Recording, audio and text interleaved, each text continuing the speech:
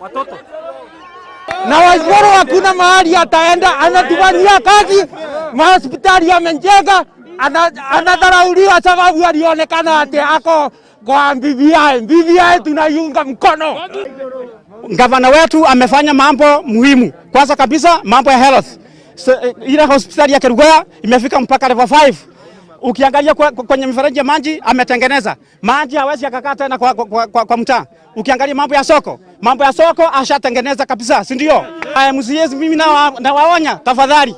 Kama nyinyi ndio mliorganize impeachment. Tunajua wengi wenu wamerara, si ndio? Sasa hapa nimesimama hapa.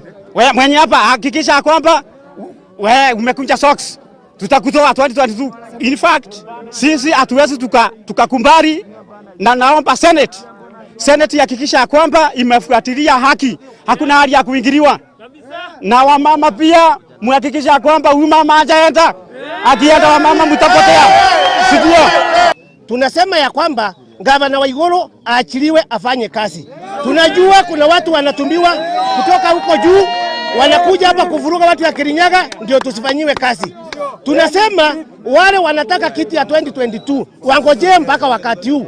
Na tunaomba Senate itupilie mbali hiyo motion ya kuimpeach Waiguru sababu haina ukweli na ukweli mtupu hakuna, na Senate is an independent body. Iwachwe ifanye kazi yake, either ni plenary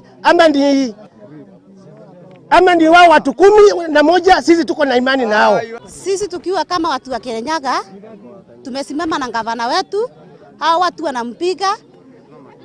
Sisi tunataka kusema ametufanyia mambo mengi, hao watu wanampiga, wamepatiwa pesa wamuondoe, na ametufanyia kazi mingi. Sisi tumesimama na yeye.